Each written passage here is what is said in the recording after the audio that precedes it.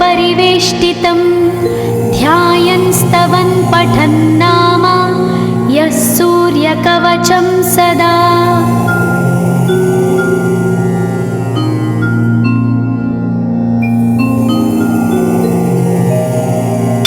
कवचं गृणिः पातु शिरोदेशं सूर्यः पालं च पातु मे आदित्यो लोचने पातु श्रुतिपातः प्रभाकरः घ्राणं पातु सदा भानो अर्क पातु तथा।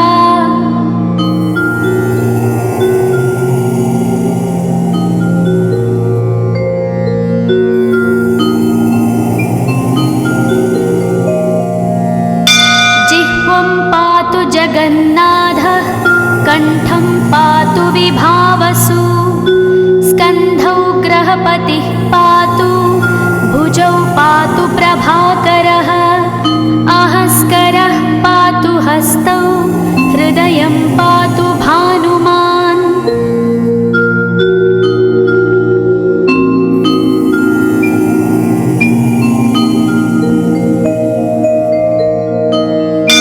मध्यं च पातु सप्ताश्वो नाभिं पातु नभोमणिः द्वादशात्मा कटिं पातु सविता पातु सक्तिनी ऊरू पातु सुरश्रेष्ठो जानुनी पातु भास्करः जङ्घे पातु च मार्ताण्डो गुल्फौ पातु त्विषाम्पतिः।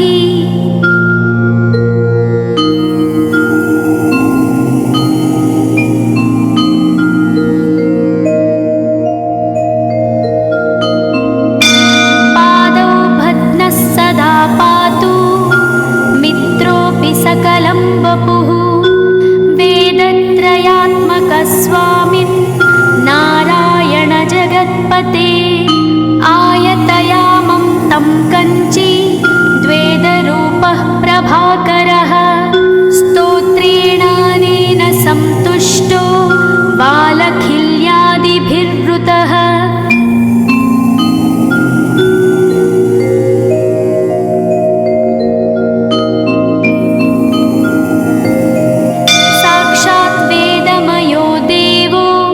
रथारूढः समागतः तं दृष्ट्या सहस्तोत्थाय दण्डवत् प्रणमन् भुवि कृताञ्जलिपुटो भूत्वा सूर्यस्याग्रे स्तुवत्तदा वेदमूर्तिः महाभागो ज्ञानदृष्टिर्विचार्य च ब्रह्मणा स्थापितं पूर्वं यथा यमाविवर्जितम्।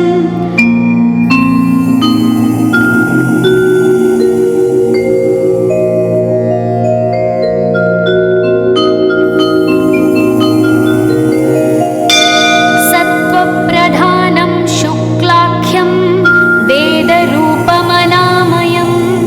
शब्दब्रह्ममयं वेदं सत्कर्म ब्रह्मवाचकं मुनिमध्यापयामास प्रथमं सविता स्वयं तेन प्रथमदत्तेन वेदेन परमेश्वरः यज्ञवल्क्यो मुनिश्रेष्ठः कृतकृत्यो भवत्तदा।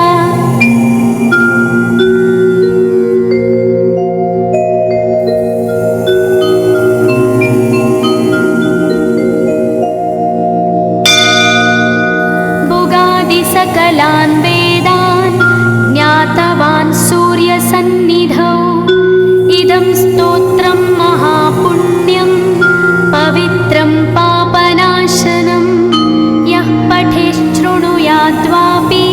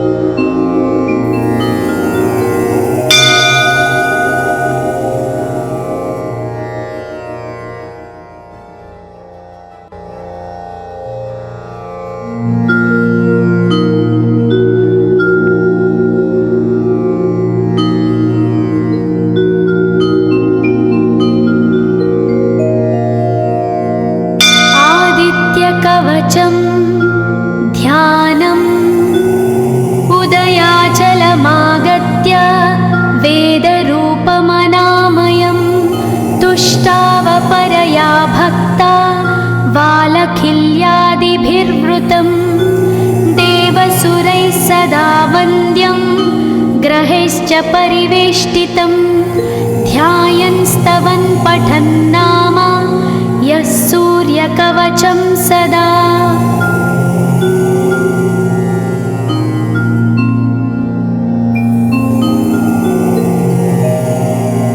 कवचं गृणिः पातु शिरोदेशं सूर्यः पालं च पातु मे आदित्यो लोचने पातु श्रुतिपातः प्रभाकरः घ्राणं पातु सदा भानो अर्क पातु तथा।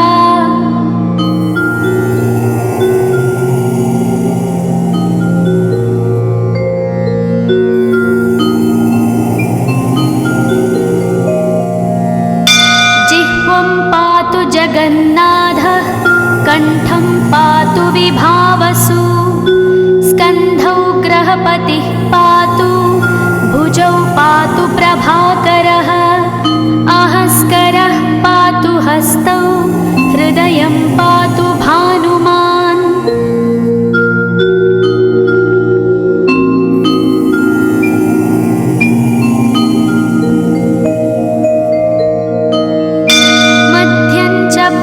सप्ताश्वो नाभिं पातु नभोमणिः द्वादशात्मा कटिं पातु सविता पातु सक्तिनी ऊरू पातु सुरश्रेष्ठो जानुनी पातु भास्करः जङ्घे पातु च मार्ताण्डो गुल्फौ पातु त्विषाम्पतिः।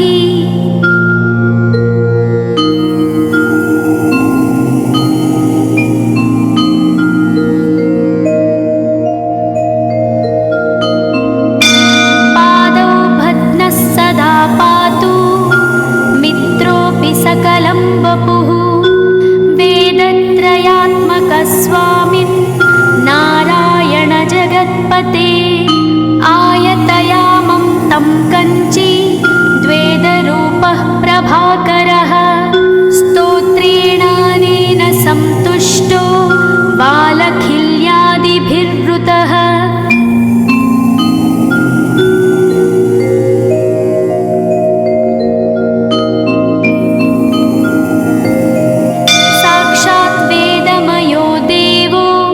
रथारूढः समागतः तं दृष्ट्या सहस्तोत्थाय दण्डवत् प्रणमन् भुवि कृताञ्जलिपुटो भूत्वा सूर्यस्याग्रे स्तुवत्तदा वेदमूर्तिः महाभागो ज्ञानदृष्टिर्विचार्य च ब्रह्मणा स्थापितं पूर्वं यथा यमाविवर्जितम्।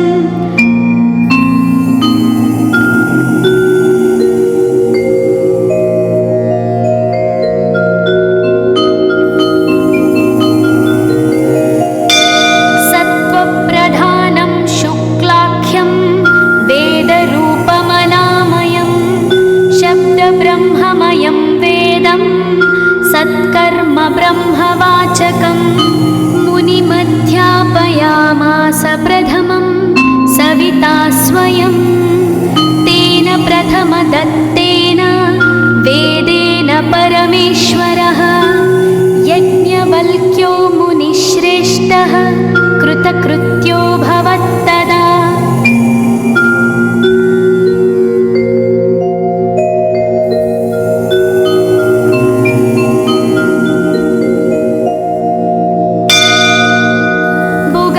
सकलान् वेदान् ज्ञातवान् सूर्यसन्निधौ इदं स्तोत्रं महापुण्यं पवित्रं पापनाशनं यः पठेच्छृणुयाद्वापि सर्वपापैः प्रमुच्यते वेदार्थज्ञानसम्पन्नः सूर्यलोकमवाप्नुयात्। पुराणे गौरीखण्डे आदित्यकवचं सम्पूर्णम्।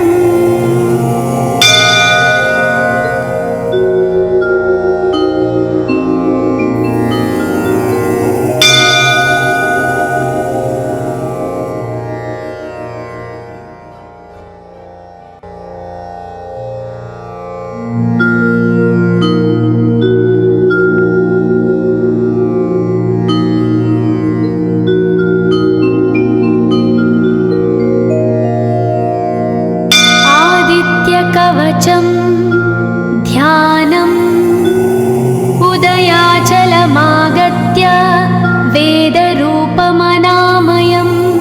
तुष्टावपरया भक्ता वालखिल्यादिभिर्वृतं देवसुरैः सदा वन्द्यं ग्रहैश्च परिवेष्टितं ध्यायन् स्तवन् पठन् नाम यः सूर्यकवचं सदा।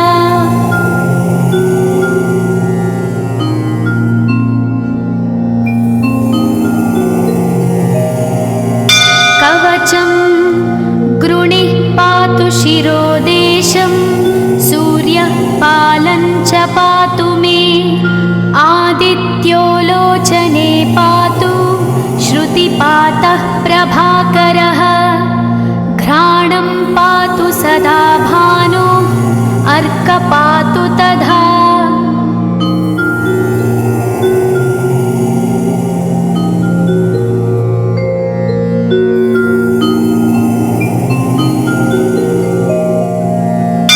जिह्वं पातु जगन्नाथः कण्ठं पातु विभावसु स्कन्धौ ग्रहपतिः पातु भुजौ पातु प्रभाकरः अहस्करः पातु हस्तौ हृदयं पातु भानुमान्।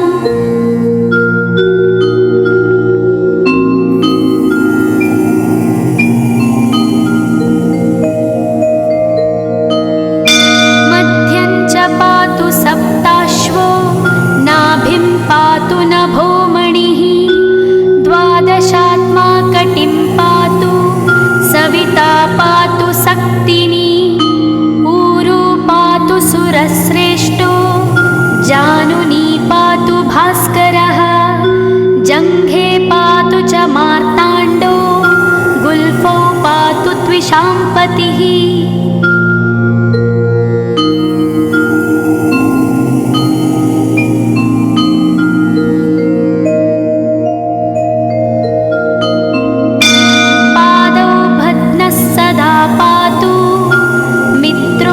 सकलं वपुः वेदत्रयात्मकस्वामिन् नारायण जगत्पते आयतयामं तं कञ्ची द्वेदरूपः प्रभाकरः स्तोत्रेणानेन सन्तुष्टो वालखिल्यादिभिर्वृतः।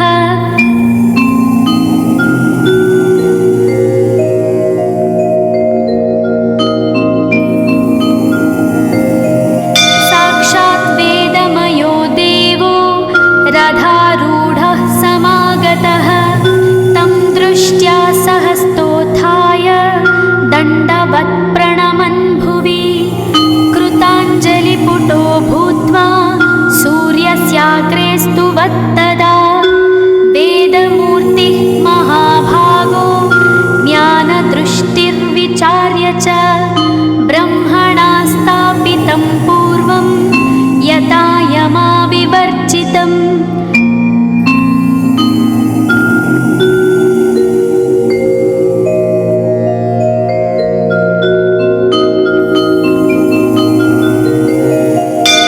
सत्त्वप्रधानं शुक्लाख्यं वेदरूपमनामयं शब्दब्रह्ममयं वेदं सत्कर्म ब्रह्मवाचकं मुनिमध्यापयामास प्रथमं सविता स्वयं तेन प्रथमदत्तेन वेदेन परमेश्वरः यज्ञवल्क्यो मुनिश्रेष्ठः कृतकृत्यो भवत्तदा।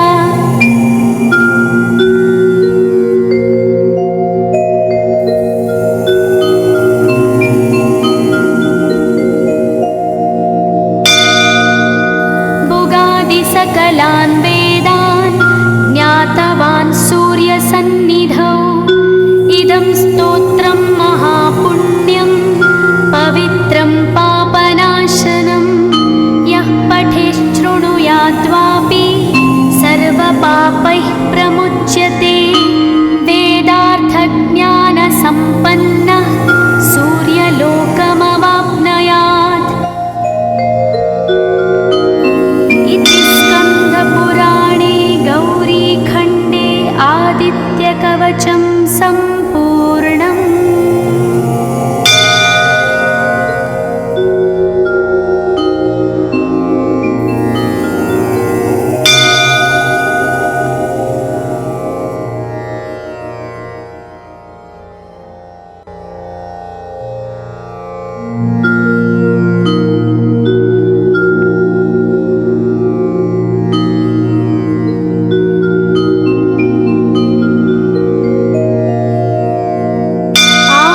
आदित्यकवचं ध्यानम् उदयाचलमागत्य वेदरूपमनामयं तुष्टावपरया भक्ता वालखिल्यादिभिर्वृतं देवसुरैः सदा वन्द्यं ग्रहैश्च परिवेष्टितं ध्यायन् स्तवन् पठन् नाम यः सूर्यकवचं सदा।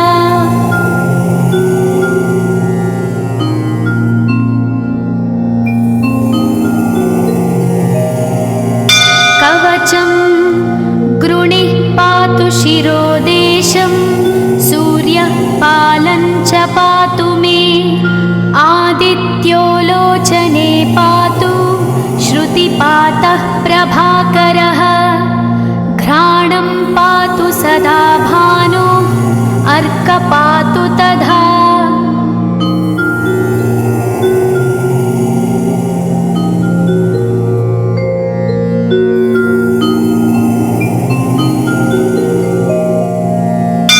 जिह्वं पातु जगन्नाथः कण्ठं पातु विभावसु स्कन्धौ ग्रहपतिः पातु भुजौ पातु प्रभाकरः अहस्करः पातु हस्तौ हृदयं पातु भानुमान्।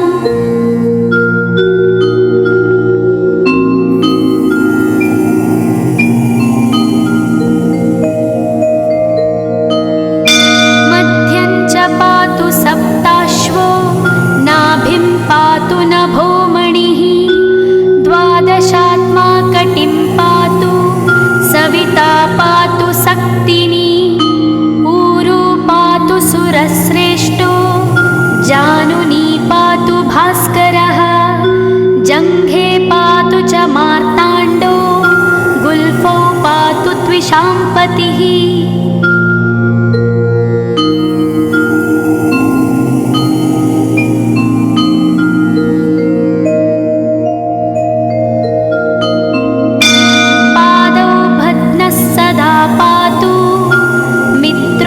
सकलं वपुः वेदत्रयात्मकस्वामिन् नारायण जगत्पते आयतयामं तं कञ्ची द्वेदरूपः प्रभाकरः स्तोत्रेणानेन सन्तुष्टो वालखिल्यादिभिर्वृतः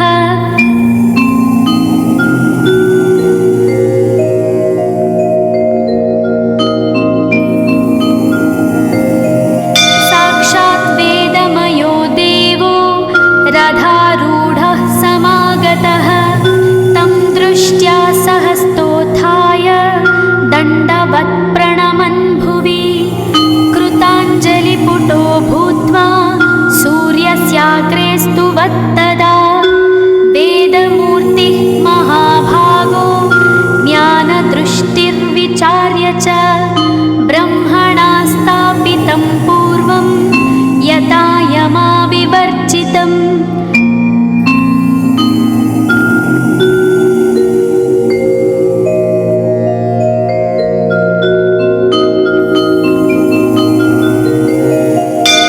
सत्त्वप्रधानं शुक्लाख्यं वेदरूपमनामयं शब्दब्रह्ममयं वेदं सत्कर्म ब्रह्मवाचकं मुनिमध्यापयामास प्रथमं सविता स्वयं तेन प्रथमदत्तेन वेदेन परमेश्वरः यज्ञवल्क्यो मुनिश्रेष्ठः कृतकृत्यो भवत्तदा।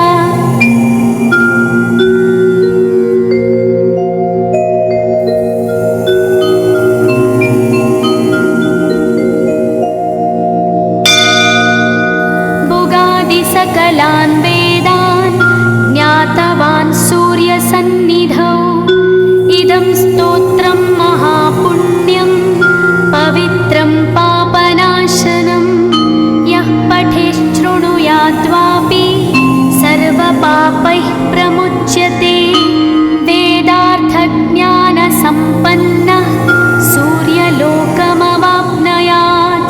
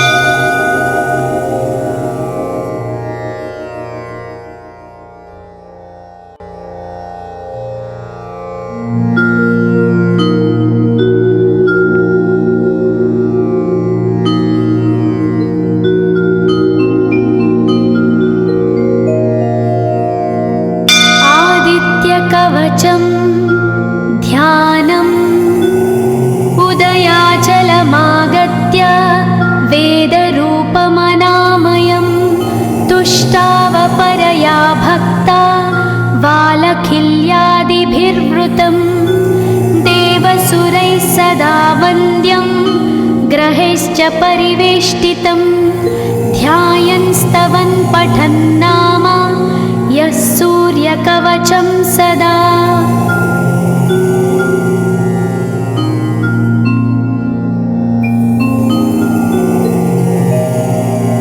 कवचं गृणिः पातु शिरोदेशं सूर्यः पालं च पातु मे आदित्यो लोचने पातु श्रुतिपातः प्रभाकरः घ्राणं पातु सदा भानो अर्क पातु तथा।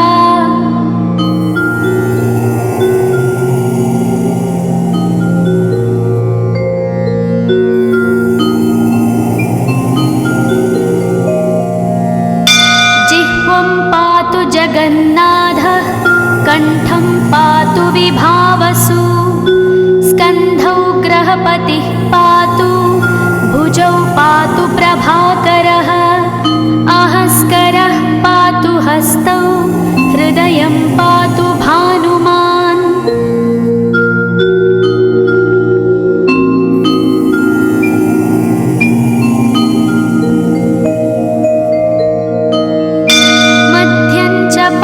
सप्ताश्वो नाभिं पातु नभोमणिः द्वादशात्मा कटिं पातु सविता पातु सक्तिनी ऊरू पातु सुरश्रेष्ठो जानुनी पातु भास्करः जङ्घे पातु च मार्ताण्डो गुल्फौ पातु त्विषाम्पतिः।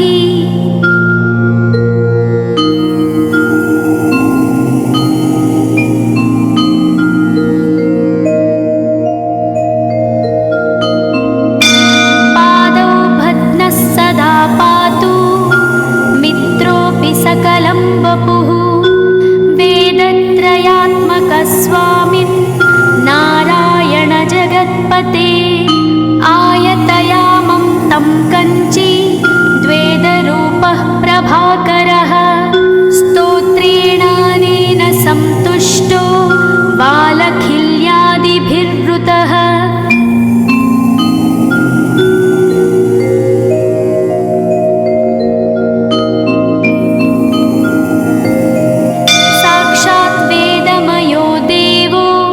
रथारूढः समागतः तं दृष्ट्या सहस्तोत्थाय दण्डवत् प्रणमन् भुवि कृताञ्जलिपुटो भूत्वा सूर्यस्याग्रे स्तुवत्तदा वेदमूर्तिः महाभागो ज्ञानदृष्टिर्विचार्य च ब्रह्मणा स्थापितं पूर्वं यथा यमाविवर्जितम्।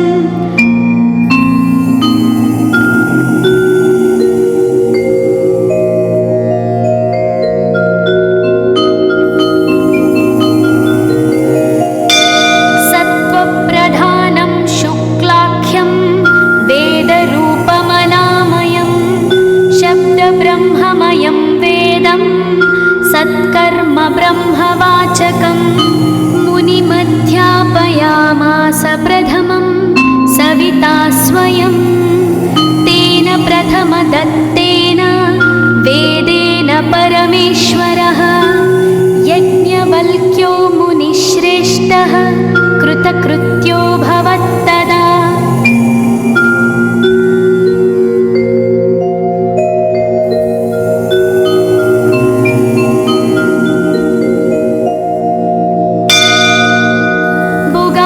सकलान् वेदान् ज्ञातवान् सूर्यसन्निधौ इदं स्तोत्रं महापुण्यं पवित्रं पापनाशनं यः पठेच्छृणुयाद्वापि सर्वपापैः प्रमुच्यते वेदार्थज्ञानसम्पन्नः सूर्यलोकमवाप्नुयात्। पुराणे गौरीखण्डे आदित्यकवचं सम्पूर्णम्।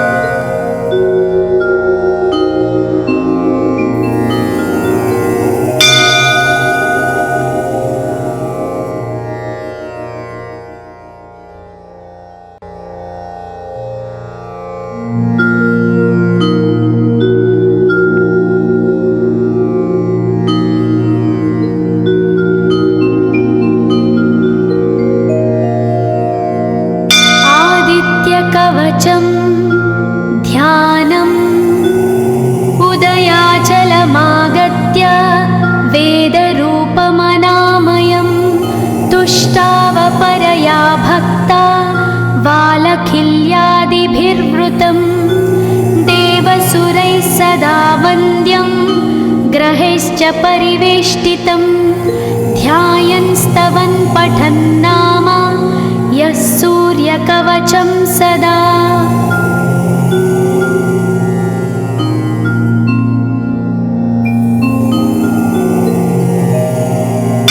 कवचं गृणिः पातु शिरोदेशं सूर्यः पालं च पातु मे आदित्यो लोचने पातु श्रुतिपातः प्रभाकरः घ्राणं पातु सदा भानो अर्क पातु तथा।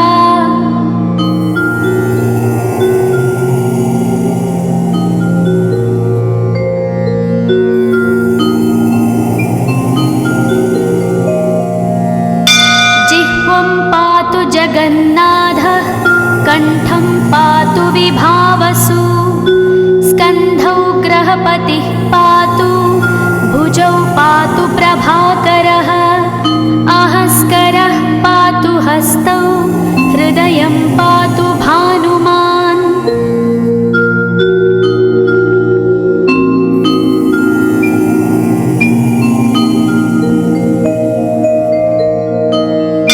मध्यं च पातु सप्ताश्वो नाभिं पातु नभोमणिः द्वादशात्मा कटिं पातु सविता पातु सक्तिनी ऊरू पातु सुरश्रेष्ठो जानुनी पातु भास्करः जङ्घे पातु च मार्ताण्डो गुल्फौ पातु त्विषाम्पतिः।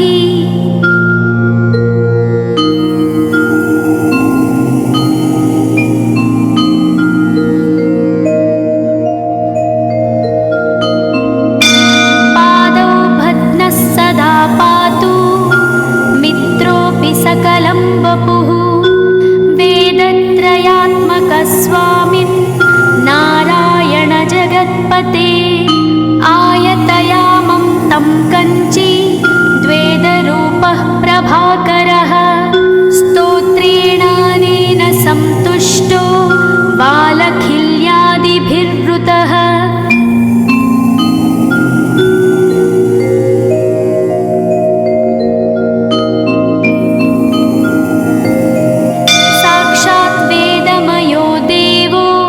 रथारूढः समागतः तं दृष्ट्या सहस्तोत्थाय दण्डवत् प्रणमन् भुवि कृताञ्जलिपुटो भूत्वा सूर्यस्याग्रे स्तुवत्तदा वेदमूर्तिः महाभागो ज्ञानदृष्टिर्विचार्य च ब्रह्मणा स्थापितं पूर्वं यथा यमाविवर्जितम्।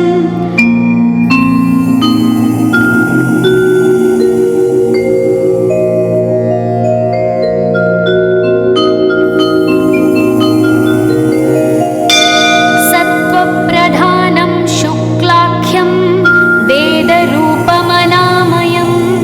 शब्दब्रह्ममयं वेदं सत्कर्म ब्रह्मवाचकम् मुनिमध्यापयामास प्रथमं सविता स्वयं तेन प्रथमदत्तेन वेदेन परमेश्वरः यज्ञवल्क्यो मुनिश्रेष्ठः कृतकृत्यो भवत्तदा।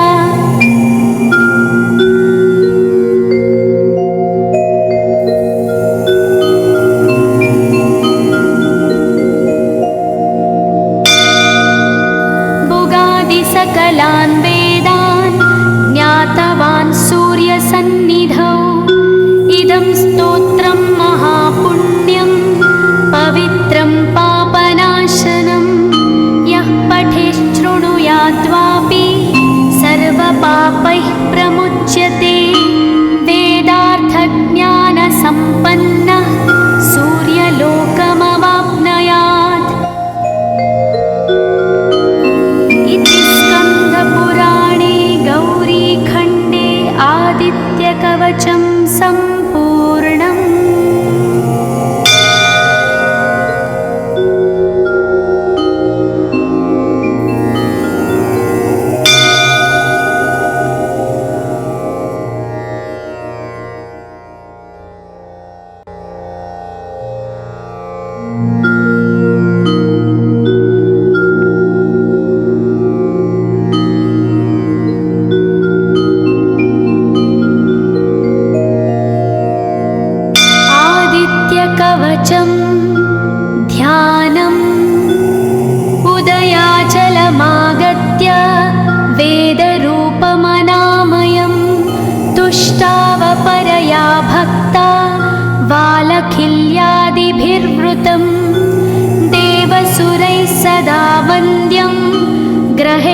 परिवेष्टितं ध्यायन् स्तवन् पठन् नाम यः सूर्यकवचं सदा।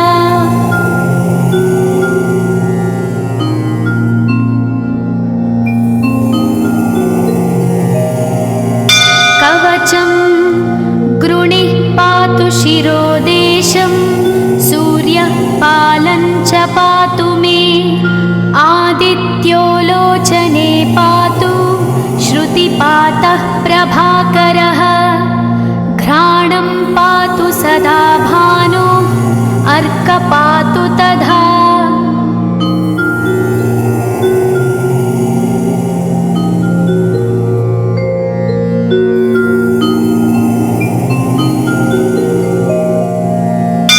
जिह्वं पातु जगन्नाथः कण्ठं पातु विभावसु स्कन्धौ ग्रहपतिः पातु भुजौ पातु प्रभाकरः अहस्करः पातु हस्तौ हृदयं पातु भानुमान्।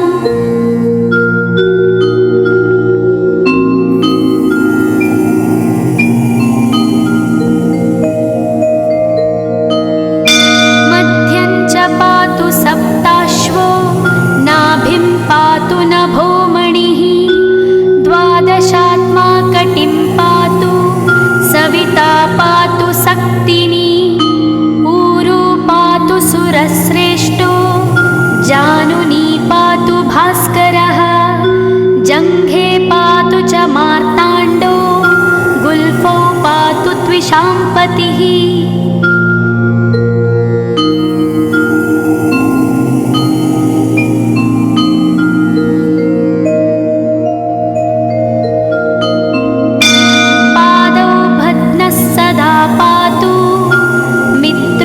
सकलं वपुः वेदत्रयात्मकस्वामिन् नारायण जगत्पते आयतयामं तं कञ्ची द्वेदरूपः प्रभाकरः स्तोत्रेणानेन सन्तुष्टो बालखिल्यादिभिर्वृतः।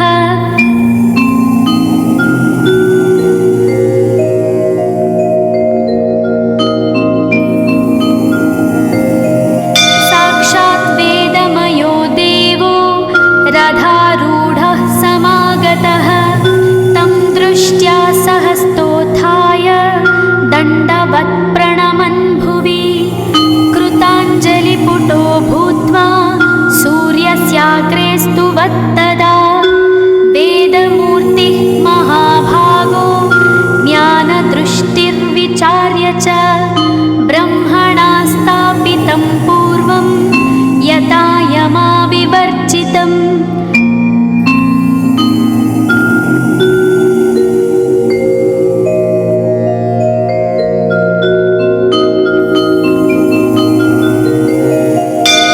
सत्त्वप्रधानं शुक्लाख्यं वेदरूपमनामयं शब्दब्रह्ममयं वेदं सत्कर्म ब्रह्मवाचकम् मुनिमध्यापयामास प्रथमं सविता स्वयं तेन प्रथमदत्तेन वेदेन परमेश्वरः यज्ञवल्क्यो मुनिश्रेष्ठः कृतकृत्यो भवत्तदा।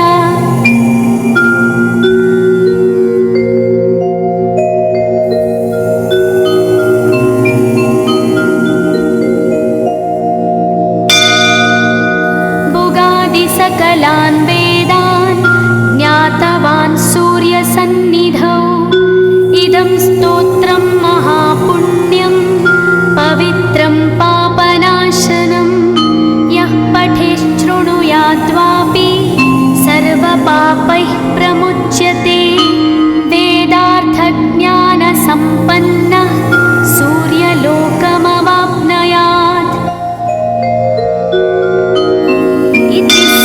पुराणे गौरीखण्डे आदित्यकवचं सम्पूर्णम्।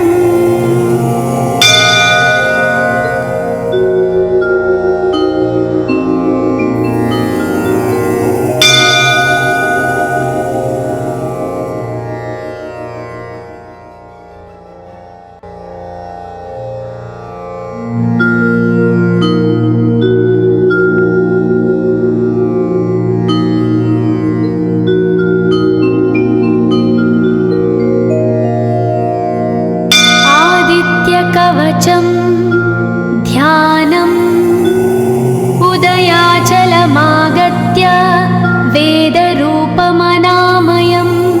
तुष्टावपरया भक्ता वालखिल्यादिभिर्वृतं देवसुरैः सदा वन्द्यं ग्रहैश्च परिवेष्टितं ध्यायन् स्तवन् पठन् नाम यः सूर्यकवचं सदा।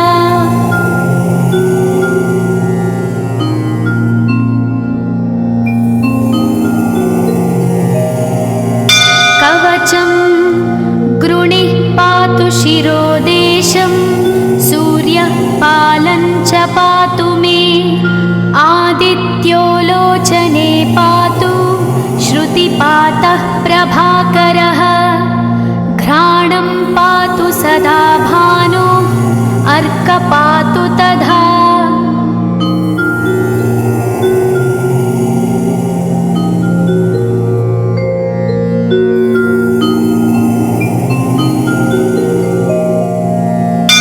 जिह्वं पातु जगन्नाथः कण्ठं पातु विभावसु स्कन्धौ ग्रहपतिः पातु भुजौ पातु प्रभाकरः अहस्करः पातु हस्तौ हृदयं पातु भानुमान्।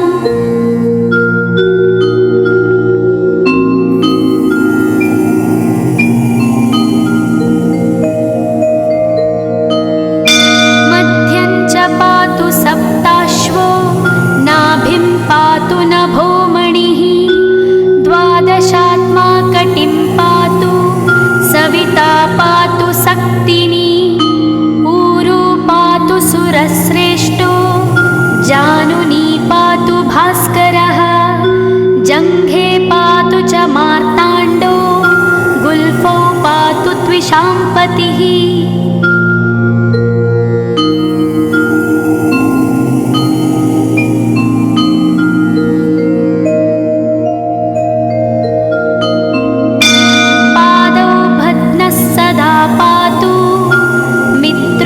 सकलं वपुः वेदत्रयात्मकस्वामिन् नारायण जगत्पते आयतयामं तं कञ्ची द्वेदरूपः प्रभाकरः स्तोत्रेणानेन सन्तुष्टो वालखिल्यादिभिर्वृतः।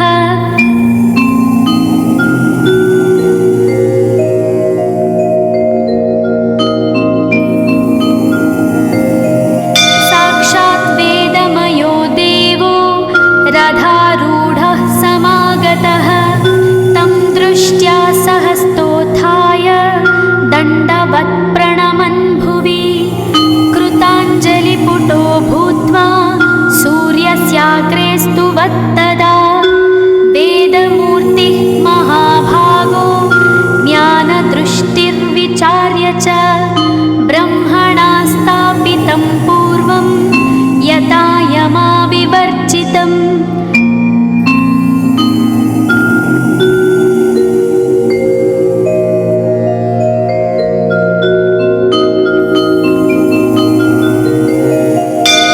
सत्त्वप्रधानं शुक्लाख्यं वेदरूपमनामयं शब्दब्रह्ममयं वेदं सत्कर्म ब्रह्मवाचकम् मुनिमध्यापयामास प्रथमं सविता स्वयं तेन प्रथमदत्तेन वेदेन परमेश्वरः यज्ञवल्क्यो मुनिश्रेष्ठः कृतकृत्यो भवत्तदा।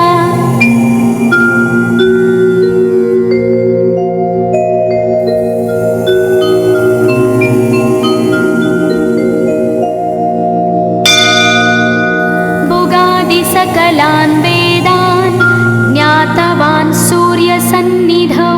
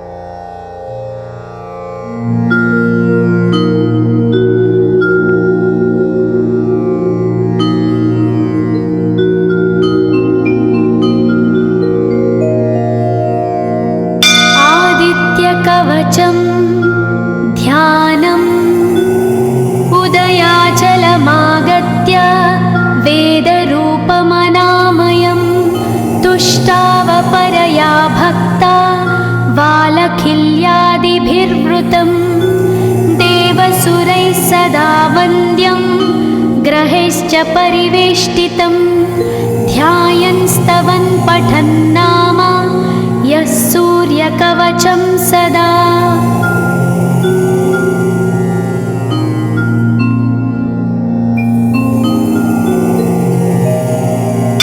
कवचं गृणिः पातु शिरोदेशं सूर्यः पालं च पातु मे आदित्यो लोचने पातु श्रुतिपातः प्रभाकरः घ्राणं पातु सदा भानो अर्क पातु तथा।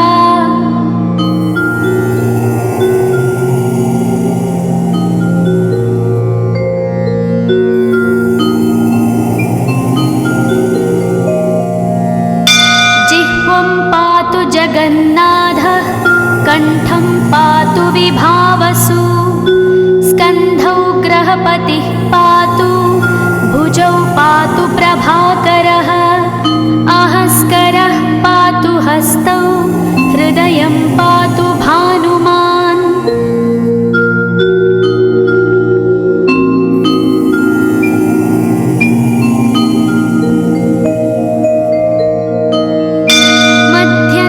पातु सप्ताश्वो नाभिं पातु नभोमणिः द्वादशात्मा कटिं पातु सविता पातु सक्तिनी ऊरू पातु सुरश्रेष्ठो जानुनी पातु भास्करः जङ्घे पातु च मार्ताण्डो गुल्फौ पातु त्विषाम्पतिः।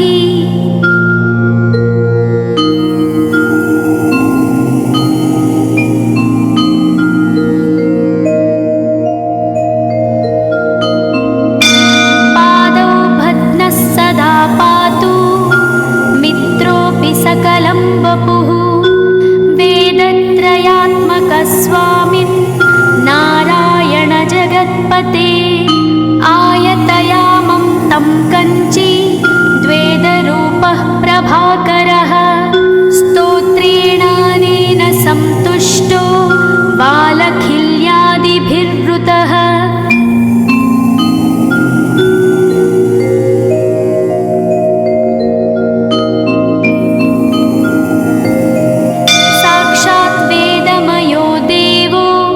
रथारूढः समागतः तं दृष्ट्या सहस्तोत्थाय दण्डवत् प्रणमन् भुवि कृताञ्जलिपुटो भूत्वा सूर्यस्याग्रे स्तुवत्तदा वेदमूर्तिः महाभागो ज्ञानदृष्टिर्विचार्य च ब्रह्मणा स्थापितं पूर्वं यथा यमाविवर्जितम्।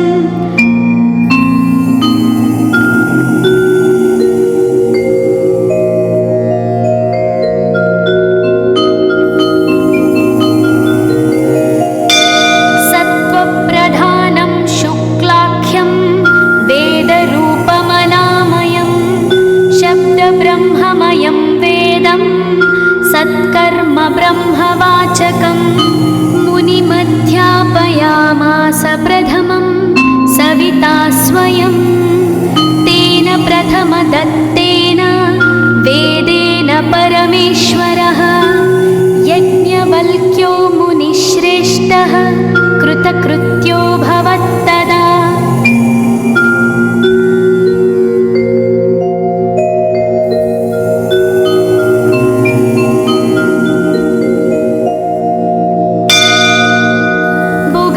सकलान् वेदान् ज्ञातवान् सूर्यसन्निधौ इदं स्तोत्रं महापुण्यं पवित्रं पापनाशनं यः पठेच्छृणुयाद्वापि सर्वपापैः प्रमुच्यते वेदार्थज्ञानसम्पन्नः सूर्यलोकमवाप्नुयात्।